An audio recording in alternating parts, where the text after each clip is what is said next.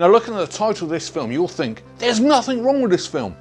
Well, we'll let you into a little secret. I had to watch this film 3 times and I had to bring out my ultra mega nitpicking mode, but I still found 10 things wrong with this film.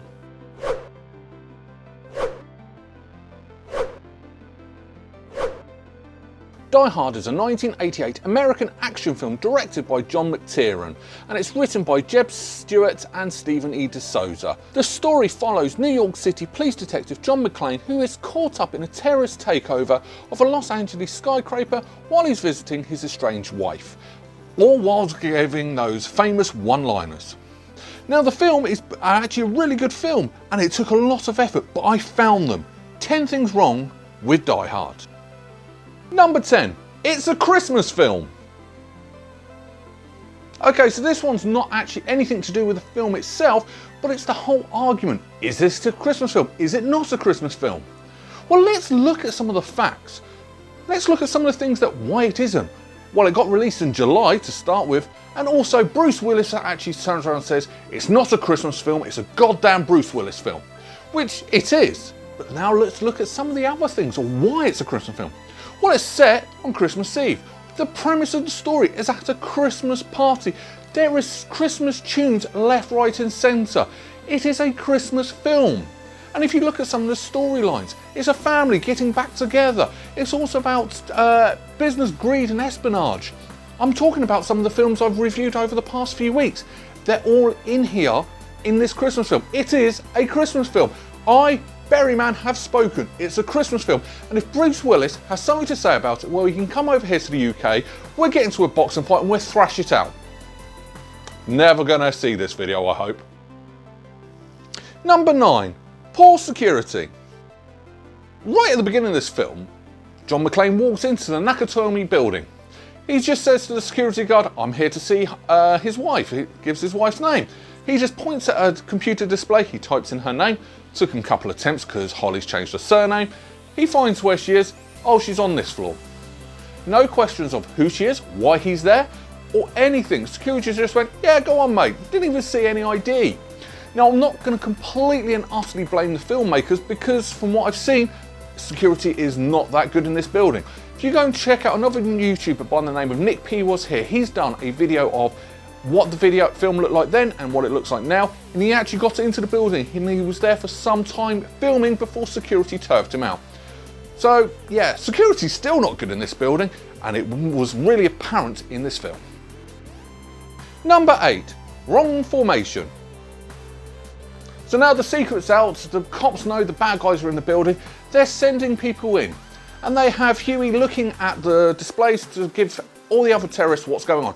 And he turns around and says, and I quote, they're in the standard 2x2 cover formation.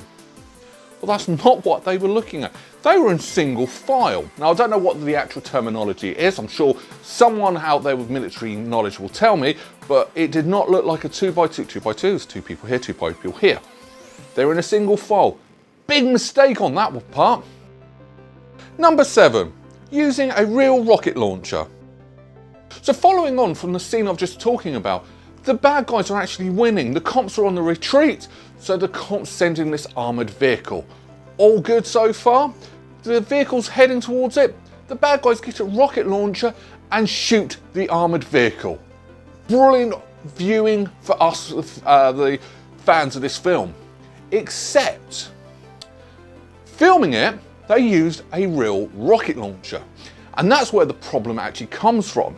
Because at the time, the Nakatomi building, or Fox Plaza as it was known back then, it was a real building. It was still under construction, but some of the floors actually had lawyers in, which is why they were not allowed to film during the day. But they were also told they weren't allowed to break anything. But where in filming that scene, they used a real rocket launcher, it smashed a lot of the windows. Why couldn't you just use a prop? Saves you money, it would have saved a hell of a lot of aggro, and probably would have been a lot less dangerous for the actors. Although it would have been fun firing a real rocket launcher, I will say that. Number 6, bad FBI. I am a child of the 90s, so one thing I grew up with was how awesome the FBI was. You had Silence of the Lambs, how cool were the FBI then? And also, growing up, X-Files. Everybody in my school wanted to be an FBI agent, even though we're all English, never got a chance in hell of becoming an FBI agent. But the X-Files made the FBI look awesome and something you wanted to be an FBI agent. This film, luckily, came out in the 80s before the FBI got made to look good. And yeah, they just look like complete and utter morons, really. It's like gung-ho, they were more gung-ho Marines than they were FBI agents, and yet the FBI just looked like pillocks, really. Number 5, safety harness. During the quite believable fight between John McClane and Carl, they're getting into all sorts of scraps, and the way John McClane takes him down, he wraps a chain around his neck and runs off downstairs while Carl's still hanging there from the chain. And it's a brilliant scene, except you can see the safety harness. And the problem is, the reason why you can see it is because they've tried to hide it. And you can see all the hidden safety harnesses. Now the silly thing is, if they hadn't tried to hide it, you wouldn't have seen it, because safety harness would have been in metal chain, it would have been not noticeable. But the fact they tried to hide it, you just put more emphasis, he's wearing a safety harness. We want to be believed, but out of all the safety stunts that they've done in this film, and there are loads of them, that one was, yeah, a bit, too in your face, really. Number 4, CB radio. John McClane steals the CB radio, gets to the top of the building, and he radios for help and gets through to the police. No, he wouldn't have got through to the police. Now, he would have got with, and I need my notebook because I can't remember this, he would have got through to the Radio Emergency Association Communications team. That's who he would have got hold of. They would have actually taken that call seriously and actually notified the police. He wouldn't have got straight through to the police and they wouldn't have dismissed him. They would have taken it seriously. It would have been dealt with. Too much wrong on that one. And that's not the only thing wrong with that CB radio. That CB radio can't actually broadcast on the emergency frequency anyway. Whoops! Number 3, missing vehicles. Yeah, vehicles go missing or reappear in this film twice. Now the first one, and bizarrely enough, I only noticed it watching this film to nitpick it. In fact, I only noticed it on my third watch through reviewing it for this film. When the FBI are coming along with their gunships to take out the bad guys, there's 2. They fly through the city, you always see 2 of them. Now when the building explodes and John McClane does that awesome stunt of going off the side of the building, 1 helicopter got destroyed. Can someone tell me where the other helicopter disappeared to? At no point can I actually see what happened to that second helicopter. It's a bit of a, what happened there? But that's not the only one. The ambulance that the bad guys actually were going to escape in, it was missing at the beginning of the film. Because when they arrived there, they arrived in a truck, they opened the truck up and they're all stood there. And it's an empty lorry, it's an empty van, whatever you want to call it. Now later on in the film, they go and get an ambulance out the back of that truck. Where was it? Because it was not there at the beginning of this film. Now, luckily, this has been identified by the filmmakers that there was an error here, and the reason being is because when they filmed that beginning bit, they hadn't thought of the ending. Number 2, Rolex. As Hans is hanging from Holly, he's holding on to a wrist or watch, whatever. It's very confusing, but he's holding on to her. So how does John McClane get rid of him? Well, he takes off her Rolex. Now, how do I know it's a Rolex? Well, they said at the beginning of the film, she got a Rolex for doing such a good job. Now, the Rolex itself that's seen in the film is a metal strapped Rolex. It wouldn't have been that hard to get off, and 2, they don't actually break apart like most normal cheap watches like I generally wear. Look, I'm not wearing one today. All he would have had to do is press 2 buttons, the spring loaded would have opened it up to make it wider and it would have fallen off her wrist. It wouldn't have come apart or anything like that. You have really misrepresentative Rolexes in this film. It's one of the biggest brands in watches as well. Number 1, musical change. Now, as most regular viewers of my show are aware, I am a big fan of musical scores, and the music in this film is absolutely fantastic all the way through it until right at the end when Carl miraculously returns from the dead. He comes out, and the musical score shifts. Now, I can't work it out what it's coming from. It's either Aliens, which is where I'm pretty sure it's come from, or Star Trek 3, both done by James Horner. But why the musical shift? It didn't really flow on from the rest of the film, and it made that scene stand out so badly, which isn't a good thing. The film was brilliant all the way through, and yet you sort of just ruined the music. That's all it has done, is the music is ruined. Thanks to that musical shift, don't get it. Final thoughts.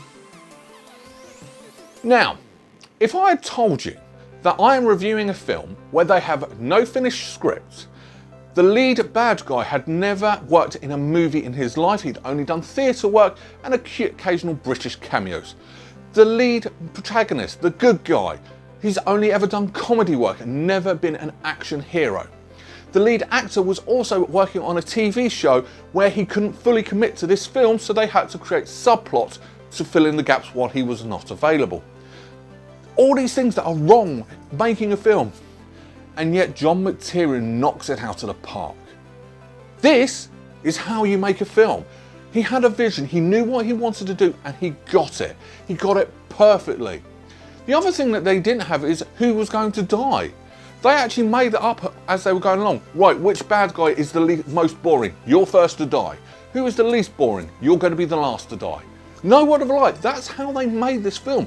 This is, out of every film I've ever reviewed, a very cowboy film in any sense of the word, and yet they got it right. Everything was right. The music, bar the last little bit, was perfect. The casting was perfect. The set pieces was brilliant. The action, the stunt work, you name it, they did it brilliantly.